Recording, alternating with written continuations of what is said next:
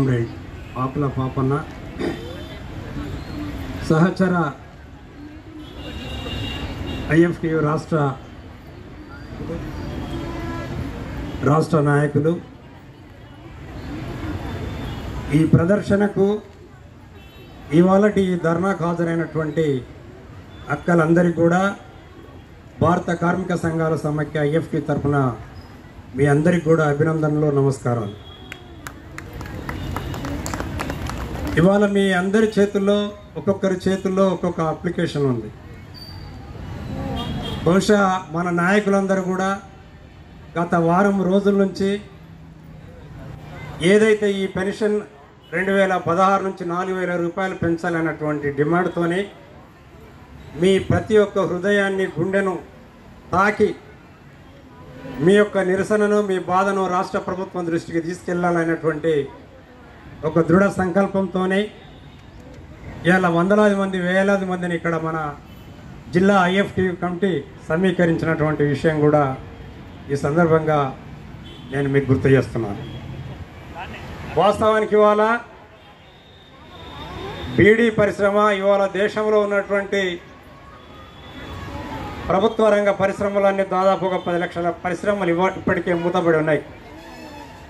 ప్రభుత్వ రంగంలో ఉన్నటువంటి పరిశ్రమలన్నీ ఇవాళ ప్రైవేట్ రంగానికి అప్పగించి గుత్తా పెట్టుబడిదారులుగా, కార్పొరేట్ శక్తులుగా ఉన్నటువంటి ఆదాని, అంబానీ చేతుల్లోకి దేశ సంపదను, కార్మిక వర్గాన్ని పెట్టినటువంటి పరిస్థితిని మనం చూస్తున్నాం. అనేక పరిశ్రమలు మూతబడే దాంట్లో లేదా అస్తవ్యస్తంగా ఉన్న పరిశ్రమలలో మన బీడీ పరిశ్రమ ఒకటి.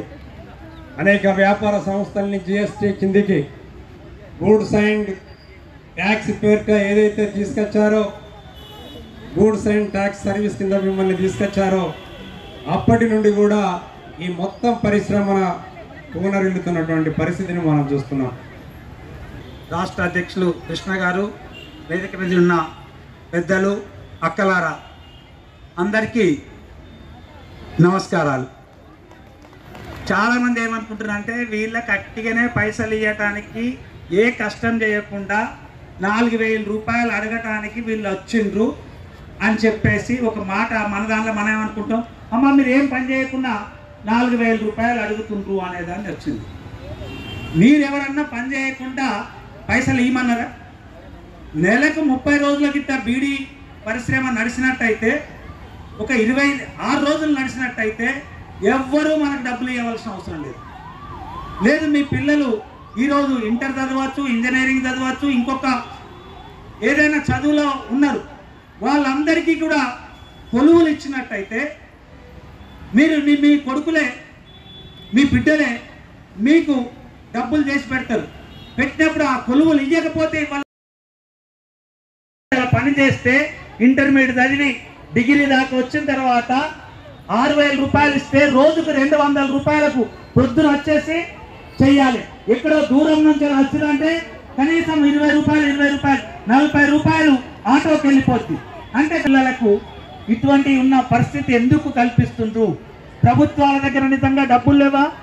వీళ్ళకి ఆలోచన ఉంటే కోట్ల రూపాయలు ఇవాళ భారతదేశం ఒక పెద్ద బీడీ పరిశ్రమలో ఆకు ఖరాబ్ ఇచ్చినా, ఆకు మంచిగా ఇవ్వకపోయినా, కూలీలు సరిగా ఇవ్వకపోయినా, 4 నెలల కూలీలు ఇవ్వకపోయినా నువ్వు కానూన్ తయారు చేస్తూ ఇవాళ అనేక రకాల చట్టాన్ని రద్దు చేసినావు.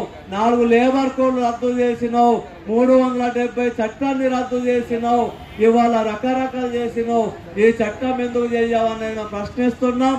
ఇవాళ బీడీ కార్మికులుగా ఒక్కసారి నిజామాబాద్ వచ్చి దరఖాస్తు ఇవ్వగానే ఇళ్ళకగానే పండుగ కాదు, అవసరం హక్కలు కాదు కదా. ఇవాళ మన రేవంత్ రెడ్డికి, కేంద్ర ప్రభుత్వానికి, నరేంద్ర మోడీకి ఏం తెలియజేస్తున్నామంటే, చదువు రానిటువంటి వాళ్ళం, పేదలం, కష్టజీవులం, బీడీ కార్మికులం, మహిళలం, బీడీ పరిశ్రమలో పనిచేస్తున్నటువంటి వాళ్ళం, మా రెక్కల కష్టం మీద, మేము కట్టిన GST మీద మీ ప్రభుత్వాలు నడుస్తున్నాయి. మీ ప్రభుత్వాలు బీడీ కార్మికులకు, మహిళలకు లాభం చేయకపోతే, పెన్షన్లు ఇవ్వకపోతే ఎట్లయితే కేసీఆర్కు గతి పట్టి కనీసం ఇవాళ ఒక ఎంపీగా గెలిపించుకోలేక పామల్లో అనుకున్నాడో రేపు ఈ బీజేపీ వాళ్ళకు కాంగ్రెస్ వాళ్ళకు కూడా మన ఉసురు కలుగుతుంది, అటువంటి గతి వస్తుందని చెప్పేసి మన యూనియన్ తరఫున నేను హెచ్చరిస్తున్నాను. ఇది న్యాయమైందా కాదా? పోరాటం చేద్దాం.